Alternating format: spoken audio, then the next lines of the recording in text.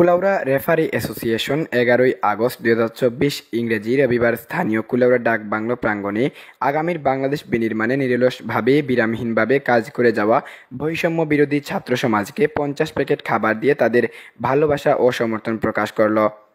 এরাই তো আগামীর বাংলাদেশ, এরাই তো আগামীর কুলাউড়া। ভঙ্গুর এই দেশটাকে এরাই আবার নতুন করে বিনির্মাণ করবে ইনশাল্লাহ। 50 প্যাকেট খাবার প্রদানে উপস্থিত ছিলেন কুলাউড়া উপজেলা স্কাউটের সম্পাদক শ্রদ্ধাভাজন প্রধান শিক্ষক জনাব ফজলুর রহমান সুরুক, কুলাউড়া রেফারি অ্যাসোসিয়েশনের সম্মানিত সভাপতি মোহাম্মদ বদরুল ইসলাম, সাধারণ সম্পাদক মুসা আহমেদ সুয়েট, সিনিয়র সহসভাপতি হামিদুর রহমান চৌধুরী মুরাদ, সিপিএ সাবেক সাধারণ সম্পাদক ও কুলাউড়া ক্রীড়াঙ্গন পরিবার পেজের সম্মানিত অ্যাডমিন আব্দুল কাইয়ুম মিন্টু,